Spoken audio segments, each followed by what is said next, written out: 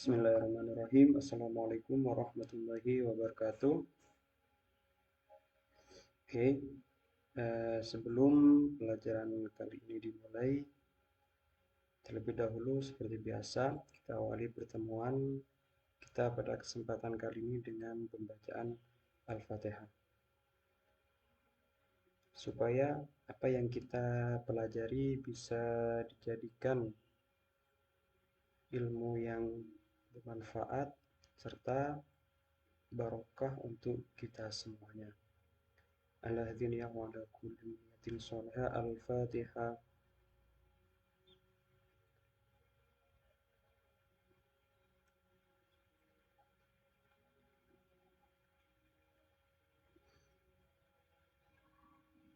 Oke, langsung saja materi kita pada pertemuan kali ini adalah mengenai tentang desain brief. Kemarin Bapak kasih tugas untuk mencari gimana sih kerangka dari sebuah desain brief itu. Oke, dari hasil yang telah kalian kirimkan kemarin, sudah beberapa ada yang betul mengenai kerangka desain briefnya. Jadi, Bapak rasa kalian sudah mempunyai bekal tentang apa sih desain brief itu. Nah, pada pertemuan kali ini kita akan membahasnya kembali ya. Jadi sedikit kalian itu sudah ada gambaran dari tugas kemarin mengenai tentang desain brief. Sekarang tinggal pendalaman. Langsung saja. Di sini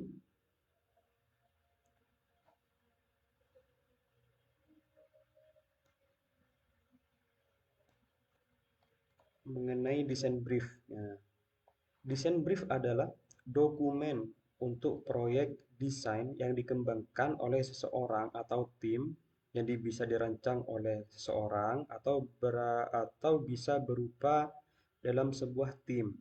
Nah, tim desain dengan konsultasi kepada klien. Jadi harus ada klien, harus ada desainer.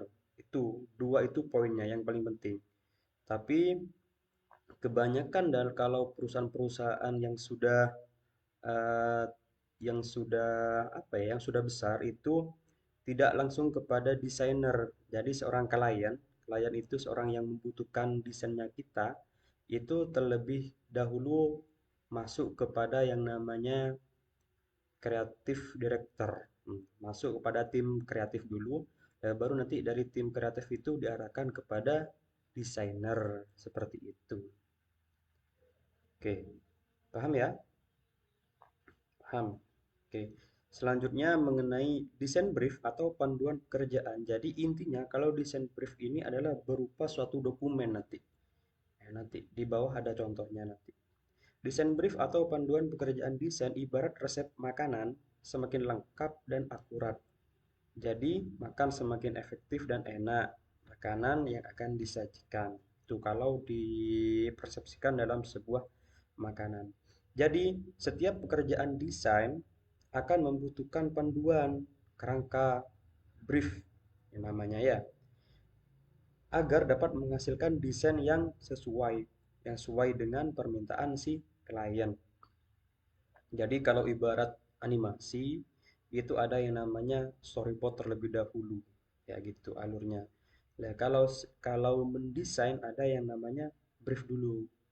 Nah, jadi kesepakatan antara seorang desainer sama seorang klien itu dituangkan dalam desain brief. Jadi biar tidak jauh-jauh dari sana nanti kalau sudah kita mendesain yang sudah disepakati itu ya.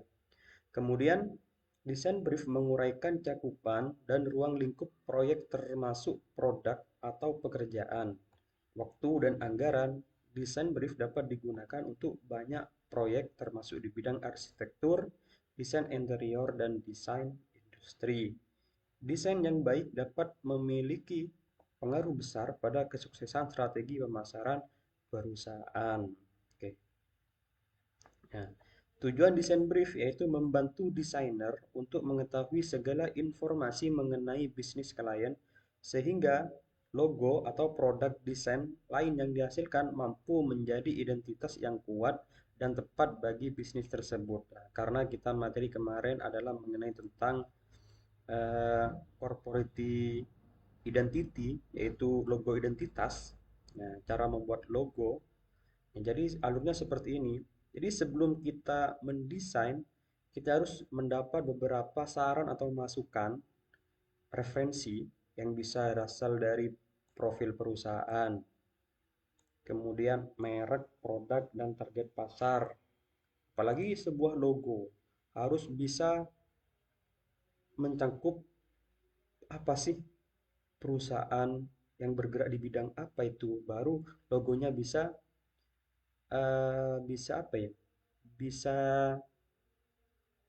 bisa matching lah dengan produknya. Nah, kemudian ada referensi, kemudian ada ulasan proyek desain, dan nanti ini kita bahas ntar lagi. Hal-hal penting dalam desain brief ini harus kalian pahami. Profil perusahaan, ulasan proyek desain, merek produk dan target pasar, baru referensi. Kayak gini ya. Dianalisis dulu. Ini cek benih korbuat ya, harus ada analisis dulu. Analisis dapat dari mana? Dari informasi dari si klien. Makanya dicatat itu nanti hal-hal yang penting. Kemudian sekarang kita bahas satu-satu di sini. Profil perusahaan. Profil perusahaan sangat dibutuhkan dalam pembuatan desain brief. Kenapa? Agar desainer bisa mengetahui latar belakang kompetitor perusahaan. Karena banyak kan perusahaan yang bergerak di bidang yang sama, tapi apa yang membedakan? Di samping itu, profil perusahaan bisa membantu desainer dalam menemukan diferensiasi. Apa diferensiasi? Pembeda. Apa sih yang membedakan perusahaan ini dengan perusahaan yang itu? Padahal bergerak di bidang yang sama. Itu ya.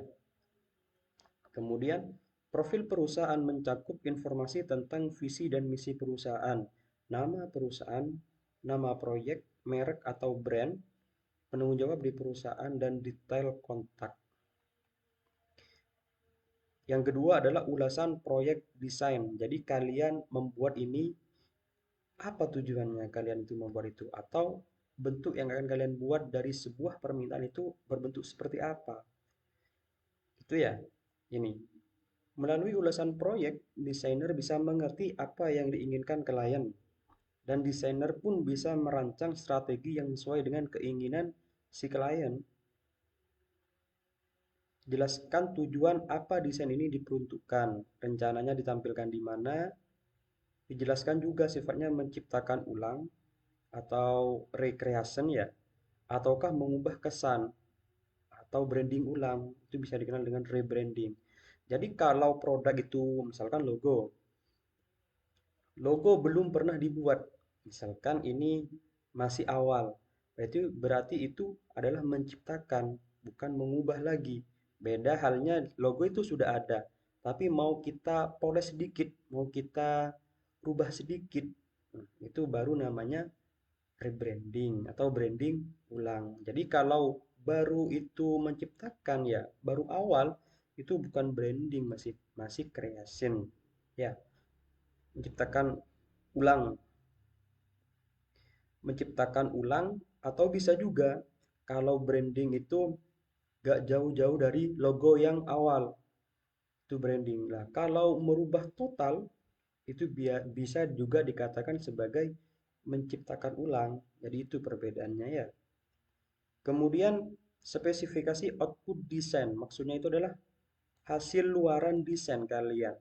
Apakah berbentuk banner, poster, atau media sosial dengan ukuran detail yang akan dibuat serta file yang akan diberikan dalam format apa? PDF, JPEG, atau PSD. Nah, kalau PSD ini biasanya menggunakan Adobe Photoshop. Kalau CorelDRAW, CDR, format eksistensinya. Kemudian ulasan proyek desain. Apa yang harus tercantum dalam ulasan proyek desain? Pembiayaan, budget. Walaupun Anda hanya bisa menaksir biaya pekerjaan, biaya anggaran Anda akan bisa membantu bagi perancang untuk memberikan ide bagus dan memberikan solusi terbaik serealistis mungkin dan sesuai dengan yang bisa diberikan. Pembiayaan disesuaikan dengan tingkat kerumitan desain yang akan dibuat dengan ketersediaan biaya dari klien. Nah, baru dealnya di sana nanti tuangkan dalam brief, desain briefnya. Itu ya, besaran proyek yang pertama adalah budget. Misalkan dari gambar sini, sesuai kesepakatan desain briefnya kayak gini gambarnya. Bagus kan? Tapi budgetnya tidak bisa ke sini. Apakah bisa menghasilkan bentuk yang kayak gini? Bisa. Kayak gini, kan hampir mirip. Nah, ini budget. Hal yang membedakan budget. Kalau di sini misalkan 100.000, nah kalau sini paling 5.000 bisa. Tergantung budgetnya. Itu ya. Oke, yang pertama yang ini adalah budgeting. Kemudian yang kedua adalah timeline. Waktu pengerjaan. Berapa lamanya, deadline-nya. Apakah 3 hari? Apakah 5 hari? Kesepakatannya di sana ya. Disesuaikan dengan tingkat apa? Kerumitan, ya kan ini. Apalagi dengan tingkat kerumitan tertentu. Semak biasanya minta harga harga yang fantastis tapi dikerjakan 1 hari. Bisa kalau desainernya mampu dan disepakati ya. Tergantung di sini deadline-nya. Jadi yang pertama adalah budgeting, kemudian yang kedua adalah timeline waktunya. Itu yang harus ada dalam ulasan proyeknya. Kemudian merek, produk, dan target pasar. Jelaskan target pasar. Mungkin memiliki lebih dari satu personal. Deskripsi umum adalah, ini contohnya, status ekonomi, sosial, misalkan. Akan sangat membantu jika ada contoh orang sungguhan. Lampirkan tautan dari akun orang sungguhan. Visualisasi logo perusahaan yang mengincar target market anak-anak tertentu harus berbeda dengan logo perusahaan yang mengincar target market orang dewasa. Dengan menentukan target pasar, kita bisa membuat logo yang sesuai dengan target perusahaan klien. Deskripsikan tentang merek dalam 2 sampai 3 kalimat. Kemudian produk. Pesan apa yang mau disampaikan? Biasanya ini ada yang namanya tagline biasanya di sana pesan. Kata-kata yang tepat untuk mendeskripsikan produk, headline. Kemudian apakah ada produk lain dari kompetitor yang sudah dibuat dan apa keunggulan produk kita yang mau disampaikan? Kemudian referensi desain. Meskipun sebuah logo seharusnya dibuat berdasarkan keinginan klien, namun tidak ada salahnya jika kita memberikan referensi untuk keinginan klien kita. Beri masukan kepada klien tentang apa yang boleh ada dan tidak boleh pada suatu desain yang baik sesuai dengan kondisi perusahaan. Berikan preferensi visual tentang menarik dan tidak menarik. Kalau perlu diberikan contoh desain yang sudah ada. Pilihan teks yang akan digunakan. Kemudian beri pilihan visual elemen bagi klien tentang logo, type huruf brand, koleksi foto atau ilustrasi, kode warna merek, dan lain-lain. Ya. Kemudian yang di sini yang perlu diperhatikan, eh, memang keputusan penuh itu ada di klien maunya bikin kayak apa, terserah klien. Tapi kita sebagai desainer itu harus memberikan masukannya. Jangan pas di jangan Pak salah, nggak boleh kayak kalau kayak gini. Itu kalau bisa dihindari ya. Tapi kalau logo Pak biasanya seperti ini yang harus ada kayak gini. Ya mungkin si klien itu masih belum paham. Nah, jadi kita harus bisa memberikan masukan, itu ya. Kemudian kalau kalian lihat pedoman visual logo itu biasanya selain ada logo tersebut juga ada eh, font yang digunakan, biasanya dicantumin. Kemudian ada tipe warna yang digunakan, RGB-nya berapa, CMYK-nya berapa. Biasanya itu dicantumin juga. Ini, itu masuk di sini ya, visual element. Nah, ini yang saya maksud kerangkanya seperti apa kayak gini. Nanti kalau kalian ada brief, desain brief, kalian harus membuat seperti ini. Desain brief, tanggal desain brief dilakukan. Cantumkan waktu saat desain brief ini disepakati antara kedua pihak, antara desainer sama sama si klien atau si klien dengan kreatif kreatif produksinya ya. Jadi yang pertama itu adalah profil perusahaan, nama proyek misalkan pembuatan logo, itu misalkan ya. Merek klien adalah logo ya, logo misalkan. Penanggung jawab kliennya siapa? Siapa yang mesan? Cantumkan namanya di sini. Nomor kontaknya berapa? Biar bisa dihubungi nanti. Itu ya. Kemudian project overview. Tujuan proyek. Jelaskan lingkup pekerjaan dalam 1 sampai 3 kalimat. Misalkan, 3 desain visual utama baru untuk peluncuran produk baru untuk ditampilkan di papan iklan. Spanduk dicetak dan digital iklan Instagram. Harap sebutkan apakah itu proyek penciptaan ulang atau rebranding. Jadi dalam tujuan proyek harus masuk di situ. Targetnya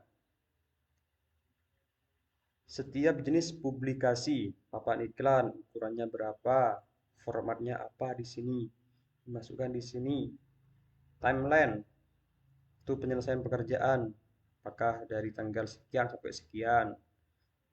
Kemudian budgetnya berapa yang dibutuhkan, apakah 3 juta, 1 juta, tergantung kesepakatan dan tingkat kerumitannya ya. Kemudian di sini ulasan mereknya. Jelaskan merek dalam 2 sampai 3 kalimat. Misalnya Coca-Cola, merek minuman paling terkenal di dunia dan minuman siap minum non alkohol terkemuka, titik-titik dan lain sebagainya.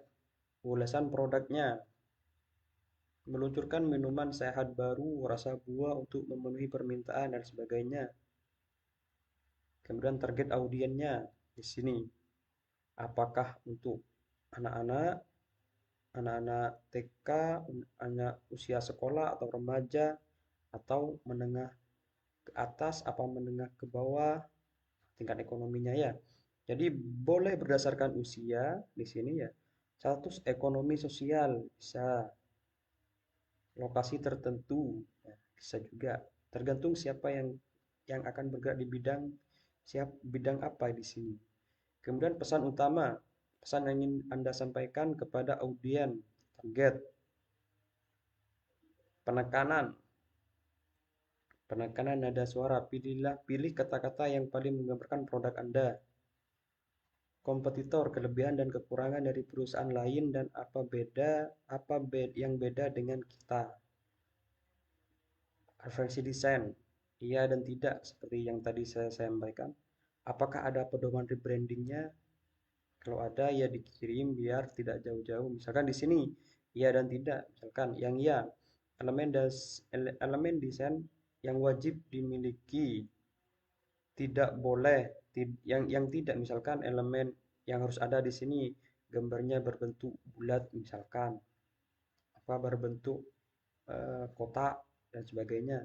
Yang iya misalkan. Kalau yang tidak boleh misalkan jangan menggunakan font Times New Roman dan sebagainya. Cantumin di sini.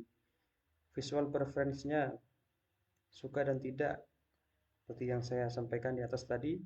Kemudian teks menggunakan apa di sini teksnya atau teks kalimat yang harus ada dalam sebuah logo itu. Yang kemudian elemen visual, format merek atau format jenis font merek ya font ya. Menggunakan font apa, kode warna kan masuk di sini. Kemudian ada jika terlebih dari sini yang nggak masuk di sini misalkan kayak gini. Eh, Alur kerja yang disetujui. Satu, draft pertama terdiri dari dua gaya desain. Terus mendesain atas persetujuan klien pada draft pertama, mana yang cocok. Diberi dua pilihan, mana yang cocok, dikirim, dipilih sama klien. Satu. Kemudian ada berapa kali revisi nih? Dua kali revisi. Jadi dari salah satu logo yang dikirim kan dua misalkan di sini ngirim dua logo. Satu kan yang disetujui, kemudian satu yang disetujui itu hanya dapat kesempatan dua kali revisi misalkan. Kemudian kehadiran desainer diperlukan untuk hadir pada tanggal launching misalkan. Jadi kan nggak ada di sini itu kan. Ada masukan di sini, informasi tambahan. Kemudian daftar lampiran, misalkan pedoman branding. Misalkan kalau kalian nyontoh logo itu di mana, di Google lah, atau di mana terserah, kan cuma di sini. Kalau si kliennya itu mau logo kayak gini, kayak gitu misalkan. Jadi dilampirkan. Contohnya di sini ya. Jadi itu cuman desain brief. Jadi tujuannya adalah supaya kita nanti mendesainnya tidak jauh dari hal-hal yang sudah disepakati dengan klien di sini, yang sudah dituangkan dalam desain briefnya ini. Ya, itu. Lah, untuk kalian bisa paham lebih lanjut ya, di sini Bapak ada contoh percakapan tentang pembuatan sebuah logo ya. Ya, melalui tentunya dengan desain brief ini. Ya, coba kita lihat sama-sama di sini. Nanti juga akan Bapak tampilkan contoh dari kerangka briefnya ya.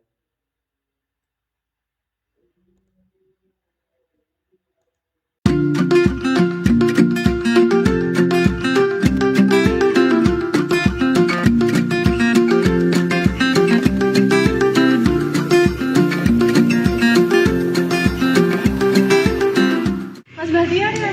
Mas India? Iya. Oh iya. Gimana Mas? Jadi ada yang bisa dibantu? Saya berencana mau buat produk fashion baru, perusahaan fashion. Oh jadi perusahaan fashion. Iya. Terus gimana? Nama perusahaannya apa ya? Nama perusahaannya Bedza. Oh Bedza. Sebentar ya Mas. Saya catat dulu. Terus inginnya kayak gimana modelnya? Ininya yang ditonjolkan itu huruf B. Oh huruf B-nya. Iya. Huruf B-nya diambil dari Bedza. Bedza. Ya? Terus ada lagi? Terus warnanya kalau bisa melambangkan wanita, kayak warna-warna merah muda atau Oh, jadi gimana. fashion ini perusahaannya Untuk wanita, khusus wanita. Lalu logo ini nanti inginnya di aplikasikan ke media apa aja ya? Ke paper bag, ke kartu nama, dan ya itu aja udah Mbak sementara. Ya terus? Kalau bisa logonya buat minimalis biar enak dilihatnya gitu Mbak. Logonya minimalis ya? Gak sumpek. Tapi tetap terlihat wanita gitu kan? Iya. Terus ada apa tujuannya sendiri atau visi misi dari perusahaan Mas Bahtiar? Visi misinya gimana Mbak? Kan ini produk fashion ya. Ya. Jadi harus menunjukkan penampilan itu utama. Sangat penting. Ya sangat penting, wanita lagi kan. Terus apa? Kira-kira nggak ada lagi kah target tersendiri untuk logo ini? Apakah sudah cukup? Udah. Cukup itu saja? Ya udah nanti saya akan gambarin Mas Bahtiar lagi. Saya diskusi dengan teman. Iya. Oke, jadi gimana? Ini loh Mbak, tadi tuh aku ada klien ya, yaitu Mas Bahtiar. Si Mas Bahtiar ini punya perusahaan fashion gitu, jadi namanya tuh Bedza. Dia ingin logonya tuh dibuat simbol, minimalis, nggak terlalu banyak warna ya. Terus dia ingin logonya menonjolkan huruf B gitu, dari Bedza gitu. Untuk warnanya dia ingin yang berwarna-warna wanita lah, soft pink gitulah ya, kayak gitu. Terus katanya kalau udah logonya udah jadi itu, dia ingin mengaplikasikannya ke media paper bag sama kartu nama. Itu jadi gimana Kak? Kalau untuk tagline-nya dari Mas Batiannya udah ada apa belum? Tadi Mas Baja tuh bilang kayak gini, dia tuh punya visi misi untuk perusahaannya, yaitu ingin produknya itu lebih dikenal banyak orang, mengalahi semua produk layak di pasaran, dan yang penting adalah dia ingin mengutamakan kata penampilan itu penting. Itu aja sih. Jadi mau dikejar atau gimana Mbak? Ya. Udah mulai terbayang lah ya. Ini mau aku sketsa aja langsung.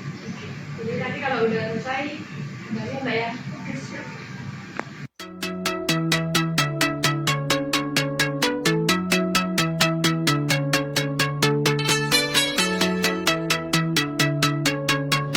Oke sih. Jadi dari desain brief yang kemarin aku udah bikin 3 opsi. Oke.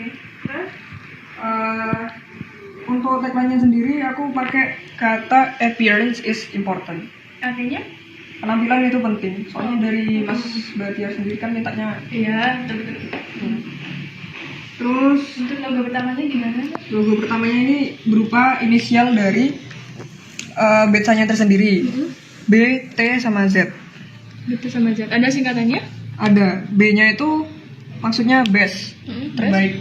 Kalau T-nya itu trendy. Kalau yang Z itu Zoe. Terus untuk yang kedua ini berupa inisial huruf B kecil sama siluet wanita. Siluet wajah ya? Siluet wajah wanita. Terus untuk yang ketiga ini cuma berupa logo type. Logo type aja. Nama Betsa itu sendiri. Terus untuk warnanya gimana ya Mbak? Warnanya sesuai dengan permintaan si Mas Batia. Pakai warna merah jambu sama biru dongker. Jadi yang berbau wanita gitu ya? Selebihnya ada lagi? Mungkin itu aja. Oke, nanti saya kasihkan dulu ke kliennya ya Mas Batia.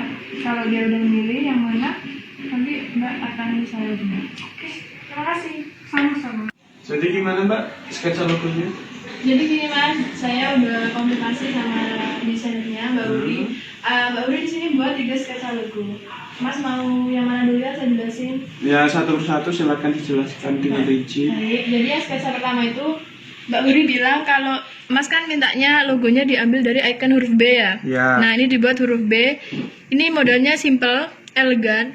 Dan Mbak Uri di sini ngambil warna soft pink sama biru dongker atau navy yang Ya, sesuai ya. dengan kriterianya ya. Ya. Terus di sini Mbak Uri ngambil kata-kata BTZ. BTZ itu sesuai dengan visi misinya Mas Bahtiar itu. Ya, ya. Jadi B itu best, P-nya trendy dan Z-nya itu Zoe. Zoe itu katanya Mbak Uri sih. Jadi kalau setiap orang melihat produk kita itu langsung merasa kagum gitu loh Mas. Terus yang kedua itu ini huruf B juga, tapi dimodifikasi dengan siluet wajah wanita dari samping. Iya. Ya. Kalau yang ketiga lebih ke logo tag-nya aja ya tulisannya. Ya. Kalau dilihat-lihat ini di bawah tulisan Betsa ada tagline-nya itu apa ya, Mbak? Artinya? Oh itu artinya penampilan itu penting Mas sesuai dengan katanya Mas Bahtiar. Cocok. Gitu. Saya bikin yang sesuai dengan yang saya sampaikan kemarin sih ini. Sketsa yang pertama. Ya, yang pertama. Dari warnanya terus menonjolkan huruf B juga dapat, tagline-nya ada, mantul lah. Jadi dari ketiga sketsanya yang dipilih nomor 1. Ya nomor 1. Baik, kalau memang fix nomor 1, saya akan kasihkan ke desainernya untuk Ya. diproses. Setelah itu kalau sudah jadi akan saya kirim ke Mas Bahtiar. Oke siap.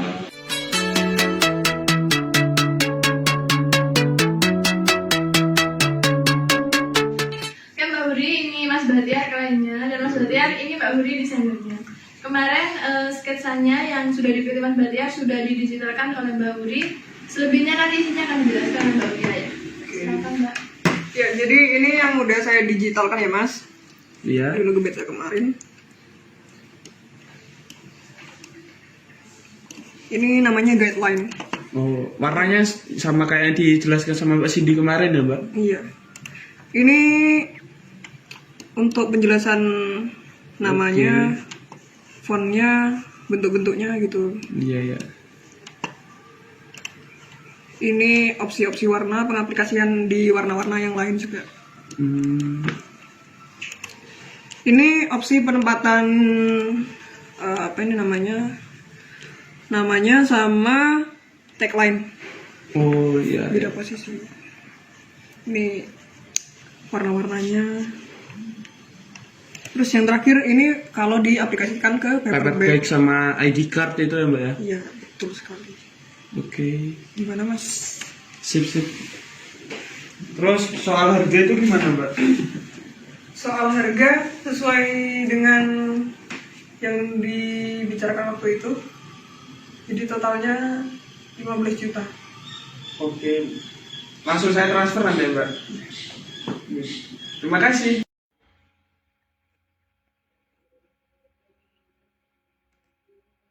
Jadi kurang lebih seperti itu ya cara pembuatannya. Kemudian saya akan tampilkan juga kerangka briefnya dari yang sudah produk yang dibuat barusan yang di video itu. Nah ini gak ada anunya ya, gak ada kapan tanggalnya sama waktunya, kurang gitu. Kemudian nama projectnya adalah logo Betsa, merek klien adalah corporate identity, yaitu eh, logo identitas penanggung jawab klien Cindy, kemudian nomor kontaknya ini. Jadi nomor, karena kenapa harus Cindy padahal kliennya bukan Cindy tadi, karena Cindy itu sebagai penghubungnya antara klien sama sama desainernya. Kemudian tujuan proyek untuk memberikan pengertian tentang image dari sebuah perusahaan yang akan didirikan seperti pada perusahaan fashion Betsa. Targetnya untuk rebranding kartu nama dan paper bag. Nah, karena itu tadi kartu nama sama paper bag.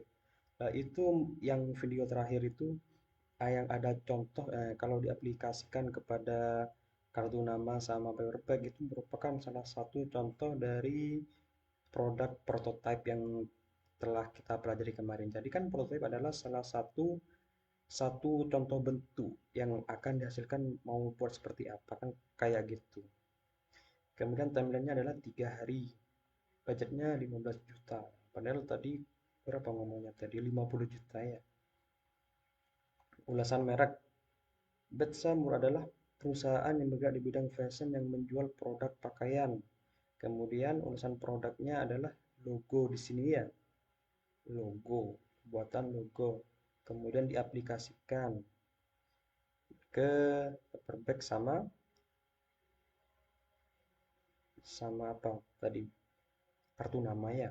Kemudian target audiensnya adalah menengah sampai menengah ke atas. Pesan utama adalah generasi milenial disarankan menjaga penampilan. Ini penekannya tadi, tagline-nya. Appearance is important. Kayak gini. Kompetitor, produk ini cocok untuk anak muda yang stylish dan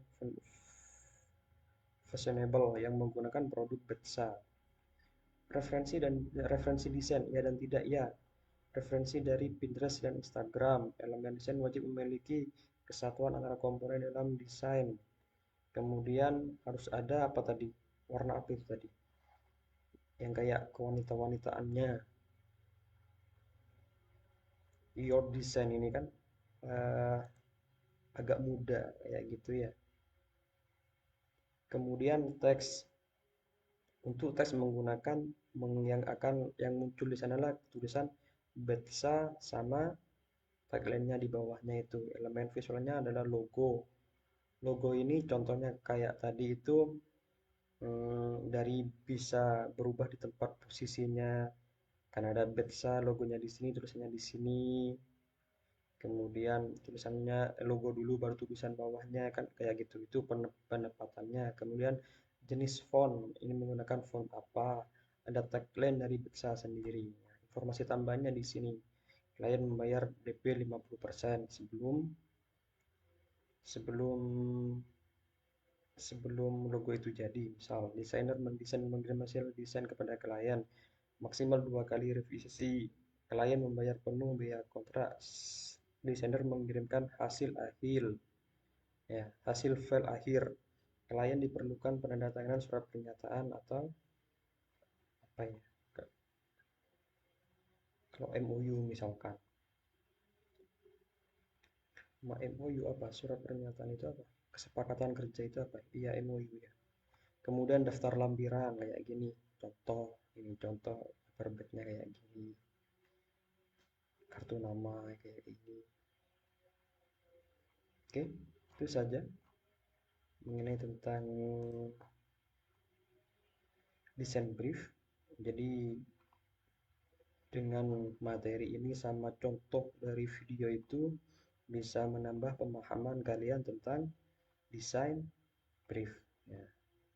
Jadi sebelum melaksanakan desain brief, sebelum keadaan praktek nanti ya, dalam membuat desain brief perlu dilakukan mind mapping, kayak di sketsa terlebih dahulu, harus ada ininya, gitu. Harus ada mind mapping.